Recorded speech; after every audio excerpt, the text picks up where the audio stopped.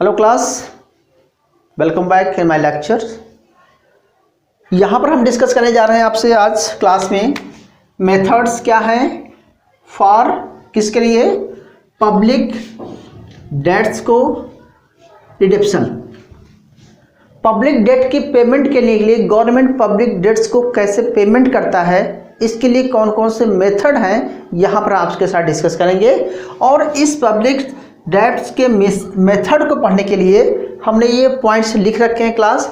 सबसे पहला मेथड है रिफंडिंग, दूसरा है कन्वर्सेशन, तीसरा है सरप्लस बजट, सिंकिंग फंड्स हैं, terminable funds, annuity, additionals, taxations, capital levy और सरप्लस बैलेंसेस ऑफ पेमेंट। इन आठों मेथड से गवर्नमेंट क्या करती है, अपने पेमेंट करती है। जो भी उधार चुकाती है गवर्नमेंट कैसे चुकाती है। अब मेन बात यहाँ पर आती है कि जो गवर्नमेंट का डेट्स है होता क्या है। तो आप पीछे पढ़े होंगे कि हमने फिजिकल डेफिसिट पढ़ा था, प्राइमरी डेफिसिट पढ़ा था, रेवेन्यू डेफिसिट पढ़ा था, ठीक है, या कैपिटल डेफिसिट कहते हैं। तो ओवरऑल हम जब डेफिसिट फाइनेंसिंग की बात करते हैं तो जब डेफिसिट गवर्नमेंट का हो जाता है तो गवर्नमेंट बारो करती है। बारो कैसे करती है, मार्केट से बारो करती है। मार्केट से बारो करने क्या करती है गवर्नमेंट, ट्रेजरी बिल लॉन्च करती है, एडहॉक बिल लॉन्च करती है। गवर्नमेंट किसी और तरीके से पब्लिक फंड को कलेक्ट करती है फ्रॉम पब्लिक। तो आपने जैसे कि हम पिछले कई क्लास में ट्रेजरी बिल के बारे में और गवर्नमेंट्स लोन कैसे कलेक्ट करती है इसके डिस्कस करे हुए हैं। गवर्नमेंट के डेब्ट्स के टाइप्स क्या हैं, ठीक है, ये सब हम डिस्कस कर चुके हैं कई क्लासों में। यहाँ पर आपको बता रहे गवर्नमेंट जो पेमेंट करती है उसके लिए मेथड्स क्या है। तो बहुत सिंपल मेथड है, एग्जाम पॉइंट आप सबको रट लेना है, समझ लेना है। देखिए, किसी ही पर्सन को जैसे उधार चुकाने के लिए कुछ ना कुछ अपना लॉजिक लगाता है, अपना तरीके अडॉप्ट करता है। उसीलिए गवर्नमेंट को भी पेमेंट करने के लिए अपने कुछ मेथड्स अडॉप्ट करते हैं। तो पहला है कि रिफंडिंग। रिफंडिंग में गवर्नमेंट क्या करता है समझ लीजिए, बहुत सिंपल है कि short term securities are replaced by the long term securities. इसमें क्या होता है कि गवर्नमेंट मार्केट से लॉन्ग टर्म के लिए, शॉर्ट टर्म के लिए जो लोन्स लेती है उसको लॉन्ग टर्म के लिए कन्वर्ट कर देती है। मतलब गवर्नमेंट ने अगर शॉर्ट टर्म की सिक्योरिटी मार्केट से सेल करके कलेक्ट किया है तो उसकी मैच्योरिटी पीरियड बढ़ा देती है। क्यों, उस पर ज़्यादा पेमेंट देती है, ठीक है। तो जैसे डेटेड सिक्योरिटी आपने सुना होगा, तो कहने के मतलब जैसे डेट बढ़ती जाती है उसका पेमेंट इंटरेस्ट रेट बढ़ाता जाता है। तो गवर्नमेंट धीरे धीरे उसको पेमेंट करती है, ठीक है। तो यानी कि शॉर्ट टर्म सिक्योरिटी को लॉन्ग टर्म में कन्वर्ट कर देती है। तो जो पेमेंट होता है वो लॉन्ग टर्म में दिया जाता है। तो ये रिफंडिंग कर सकते हैं। सेकंड है कन्वर्जन्स। इसको मतलब होता है convert the old land loans into the new loans, ये लोअर इंटरेस्ट रेट। इसमें क्या होता है कि जैसे मैंने किसी पर्सन से उधार लिया, आज की डेट मैंने उधार लिया है, ठीक है, और मान समझ मैंने 1000 रुपये आपसे उधार लिया हुआ है। आज इंटरेस्ट रेट है 10% है। इन फ्यूचर में इंटरेस्ट रेट 6% आ गया तो मैंने किसी दूसरे पर्सन से 1 लाख रुपये उधार लिया और उसमें आपके पेमेंट को चुका दिया और हम 6% पर इंटरेस्ट रेट पे करना शुरू कर दिया। यानी कि जो हाई इंटरेस्ट रेट होता है उसको लो इंटरेस्ट रेट में कन्वर्ट कर लेती है सरकार। तो एक नया लोन ले लेती है, पुराने लोन को चुकाने के लिए नए लोन ले लेता है लो इंटरेस्ट रेट पर और पुराने लोन को चुका देता है। अगर मुझे किसी को उधार चुकाना है तो मैं किसी और पर्सन से कम इंटरेस्ट लेकर के उसको चुका दूंगा जिसका हाई इंटरेस्ट जा रहा है। तो गवर्नमेंट ऐसा भी करती है, इसे बोलते हैं कन्वर्सेशन ऑफ, ठीक है, कन्वर्ट ओल्ड लोन को न्यू लोन में कन्वर्ट कर देती है। अगला है सरप्लस बजट। हालांकि इसकी आप अहमियत धीरे धीरे खत्म हो रही है, क्योंकि सरप्लस बजट उस केस में होता है जैसे कि गवर्नमेंट का एक्सपेंडिचर टैक्सेस रेवेन्यू से ज़्यादा हो जाता है। गवर्नमेंट जो रेवेन्यू लाता है उससे ज़्यादा उसका एक्सपेंडिचर हो जाता है।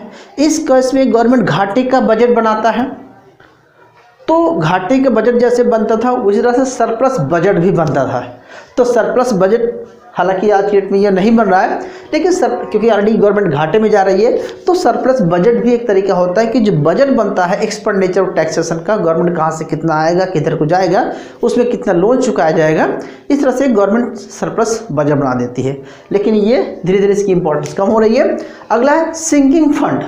सिंकिंग फंड होता है कि गवर्नमेंट एक कोष बना देती है कि इतना कुछ पैसा जो है इस कोष में रखा जाता है, कोष में रखा जाता है, किसी को पेमेंट किया जाता है, जैसे लाइक डिप्रिसिएशन फंड। मतलब सिंकिंग फंड क्या होता है कि कोष ऐसा फंड है, जैसे मुझे किसी को पेमेंट करना है, मुझे है कि हर मंथ मुझे इतना पेमेंट करना है, तो थोड़ा थोड़ा मैं इसको पेमेंट करता जाता हूँ। तो इस तरह से गवर्नमेंट फंड बना देती है कि ये पेमेंट के लिए ही जाएगा, ये लोन्स जो डेप्ट पेमेंट है, गवर्नमेंट किसी को पे करने के लिए एक फंड बना देती है, तो उस फंड में ही पैसा वो इकट्ठा होता रहता है और बाद में गवर्नमेंट इसको पेमेंट कर देती है। सिंकिंग फंड ये होता है। टर्मिनेबल एन्युटीज, ये क्या होता है? इसका मतलब होता है कि रिडीमिंग डेब्ट्स इन इंस्टॉलमेंट, यानी कि जो पेमेंट गवर्नमेंट किसी को देना होता है उसको इंस्टॉलमेंट में पेमेंट करता है। इंस्टॉलमेंट का मतलब होता है कि धीरे धीरे पेमेंट करता है उधार को, ठीक है, सिंपल सा है। इससे क्या होता है कि उसका जो है डिमिनिजिंग रेट पे जाता है, तो बर्डन उसको कम लगता है। जैसे मुझे आपको मान चलो 1 लाख रुपए पेमेंट करना है, प्लस इंटरेस्ट भी पे करना है, तो मैं क्या करूँगा, आपको किस्त में पेमेंट करता जाऊँगा, तो उससे क्या होगा कि हमारा जो है बर्डन कम हो जाए। तो गवर्नमेंट ऐसा भी करती है। एडिशनल टैक्सेशन, इस केस में क्या करता है कि इम्पोज न्यू टैक्स। गवर्नमेंट को लगता है कि हम विदेशी ऋण, अपना ऋण चुका नहीं पा रहे हैं, अपना डेट नहीं दे पा रहे हैं, तो गवर्नमेंट इस केस में क्या करती है, एडिशनल टैक्स इम्पोज कर देती है। हालांकि इसका विरोध होता है, लेकिन हम कहेंगे कि एडिशनल टैक्स गवर्नमेंट लगा करके और डेट्स की पब्लिक डेट की भरपाई करती है। कैपिटल लेवी होता है। कैपिटल लेवी क्या होता है कि पूंजी पर टैक्स लगना, हैवी, इसको मतलब a very heavy tax on property and wealth. Government क्या होता है कि कैपिटल लेवी, हालांकि इसको डाल्टन ने सजेशन दिया था कैपिटल लेवी लगाने पर, तो कैपिटल लेवी जो होती है a very heavy tax on public property and wealth पे। तो वेल्थ और प्रॉपर्टी पे जब गवर्नमेंट टैक्स लगाती है तो उसको बोलता है लेवी कैपिटल। तो कैपिटल पे जो लेवी लगती है उससे फंड गवर्नमेंट कलेक्ट करके पब्लिक ऋण चुकाती है। अगला है surplus balances of payment. Surplus balances का मतलब होता है कि आपका जो बैलेंसेस बजट है, आपने सुना होगा एक्सपेंडिचर और टैक्सेशन के साथ साथ सुना होगा कि करंट अकाउंट, कैपिटल अकाउंट और गवर्नमेंट अकाउंट। तो गवर्नमेंट जो अकाउंट होता है उसमें आपका जो फॉरेन रिजर्व है बढ़ जाता है, तो उस फॉरेन रिजर्व को क्या करता है, वो पेमेंट कर देता है।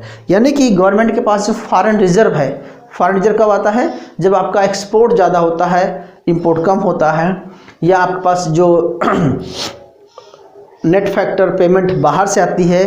मतलब कुल मिला के जो आपका जो करंट अकाउंट और कैपिटल अकाउंट है, ठीक है, यानी कि आपका बैलेंस ऑफ पेमेंट आपके सरप्लस में होता है, उस केस में आपका रिजर्व इंक्रीज हो जाता है, उस रिजर्व से गवर्नमेंट पेमेंट करती है। तो मेरा सिंपल आपको बताने का तरीका ये है कि गवर्नमेंट जो है इन मेथड को अडॉप्ट करके पब्लिक डेट्स को चुकाती है, मतलब रिडीम्स करती है।